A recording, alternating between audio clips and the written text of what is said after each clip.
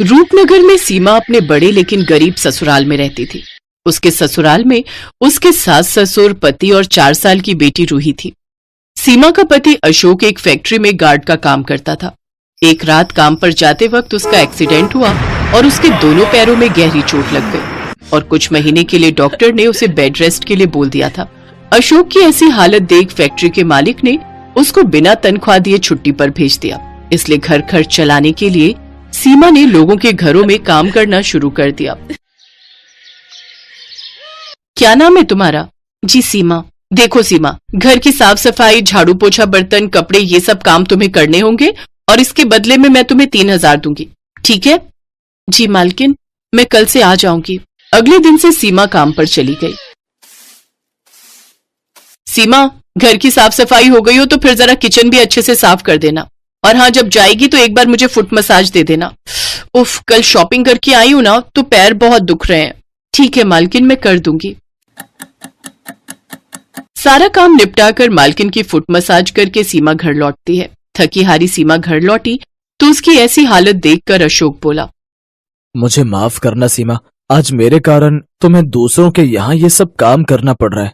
ये आप कैसी बातें कर रहे हैं जी? जिंदगी में उतार चढ़ाव तो आते ही रहते हैं और बुरा वक्त ही तो है, आज नहीं तो कल कट जाएगा। सीमा एक जिंदा दिल औरत थी, उसमें बहुत हिम्मत थी।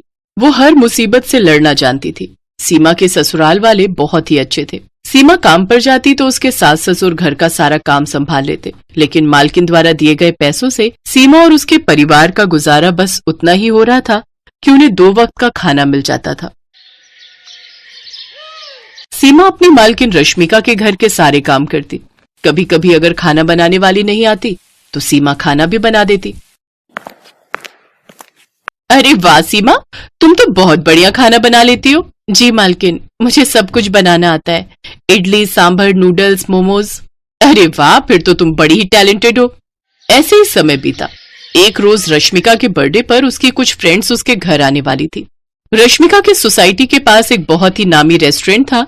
रश्मिका ने अपने बर्थडे पर अपने सभी फ्रेंड्स को वो मोमोज खिलाने का प्रॉमिस किया था, लेकिन अपने बर्थडे वाले दिन जब रश्मिका ने उस रेस्टोरेंट में फोन किया तो वो बंद था। ओह नो, इसको भी आज ही बंद होना था, अब मैं क्या करूं?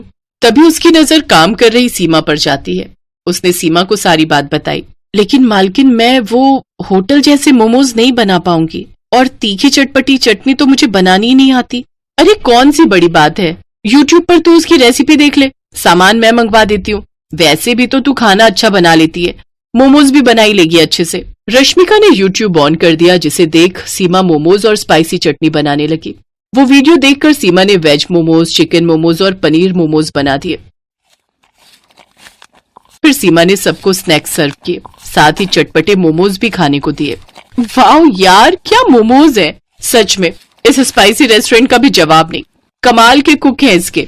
अरे ये कमाल मेरी कुक, मेरा मतलब है मेट सीमा का है। वो रेस्टोरेंट तो आज बंद था, इसलिए मैंने इसे ही बोल दिया बनाने को। क्या सच में? लेकिन इन्हें खाकर तो ऐसा लग रहा है जैसे किसी महंगे रेस्टोरेंट से मंगवाए हो। सचमुच जवाब नहीं इसका।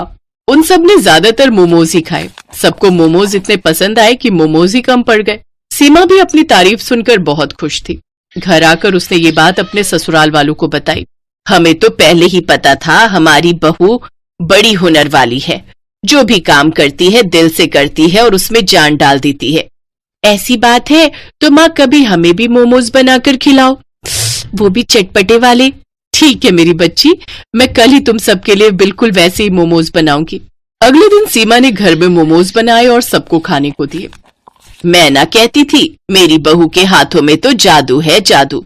अरे मैं तो कहती हूँ तू लोगों के घरों का काम छोड़कर मोमोज बनाना शुरू कर दे, अच्छी कमाई हो जाएगी। लेकिन इन सब के लिए पैसे कहाँ से आएंगे? मैंने कुछ पैसे जोड़ कर रखे हैं बहू। जब राशन के लिए पैसे देती थी तो उसमें से मैं थोड़ी बचत कर लेती थी बुरे समय के लिए। अब उन्हीं पैसों से मोमोज बनाने का सामान आएगा। सीमा की सास कनस्तर में छुपाए हुए उन पैसों को ले आती है और सीमा को दे देती है, लेकिन वो सिर्फ 1800 रुपए ही थे। ये देख सीमा उदास हो जाती है। क्यों उदास होती है बहू? हर काम की शुरुआत छोटे से ही होती है। आप ठीक कह रही हैं माँ जी, अब मैं इसी से अपना काम शुरू करूंगी। अगले दिन से सीमा ने रश्मिका के घर का काम छोड़ दिया। फिर वो बाजार गई और मोमोज बनाने का सामान ले आई। सामान लाते वक्त उसकी नजर रास्ते में एक टोकरी वाले पर गई। ठेला तो बहुत महंगा आएगा, तो क्यों ना मैं टोकरी में ही मोमोज रखकर बेचूं। ये सोचकर सीमा ने टोकरी ले ली और घर आकर सारा दिन मेहनत करके उसने मोमोज और चटपटी चटनी बनाकर तैयार कर ली। फिर शाम को सीमा अपने सर पर मोमोज और चटपटी चटनी के साथ में म्यूनिस से भरी टोकरी लेकर उन्हें बेचने निकल गई। वो गली मोहल्लों में घूम घूम कर चटपटे मोमोज बेचने लगी। चटपटे मोमोज ले लो, स्वादिष्ट स्वादिष्ट चटपटे मोमोज, जो एक बार खाएगा उंगलियां चाटता रह जाएगा। तभी एक औरत उसके पास आई। अच्छा ऐसी बात है, जरा लगा तो एक प्लेट, मैं भी तो देखूं कितने चटपटे मोमोज है तेरे। वैसे कितने की है एक प्लेट? जी 30 रुपए। धीरे धीरे सीमा के पास और भी ग्राहकों की भीड़ लगनी शुरू हो गई। कुछ ही देर में सीमा की सारी टोकरी खाली हो गई। वो खुशी खुशी घर गई और सारी बात बताई। अगले दिन वो और भी ज्यादा मोमोज बनाने का सामान ले आई। आज ग्राहक बेसब्री से उसका इंतजार कर रहे थे। कल इसी वक्त तो आई थी वो चटपटे मोमोज वाली, ना जाने कहाँ रह गई। मेरा बड़ा मन कर रहा है उसके हाथ के मोमोज खाने का। कुछ ही देर बाद सीमा वो मोमोज लेकर पहुंच गई। उस दिन भी उसके सारे मोमोज बिक गए। आज उसकी पहले से भी ज्यादा कमाई हुई। अब सीमा हर रोज वहां मोमोज लाकर बेचती। एक रोज जब वो घर पर थी तो एक सेठ उसके घर पर आया। क्या तुम ही वो चटपटे मोमोज वाली सीमा हो? जी मैं ही सीमा हूँ, कहिए क्या बात है? मैं स्पाइसी रेस्टोरेंट का मालिक हूँ। क्या तुम मुझे मोमोज खिलाओगी? बड़ी तारीफ सुनी है तुम्हारे मोमोज की। हाँ मालिक जरूर। सेठ ने जैसे ही वो मोमोज खाए उसके तो होश ही उड़ गए।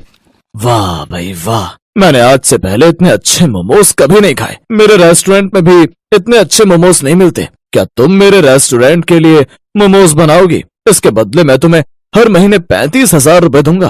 सीमा झट से बोली, मुझे मंजूर है साहब। तो ठीक है, कल से ही तुम ये काम शुरू कर दो। और हाँ, तुम्हें आने की जरूरत नहीं है। मेरे आदमी तुम्हारे घर से खुद आकर मोमोज ले जाया करेंगे। सेठ वहां से चला गया।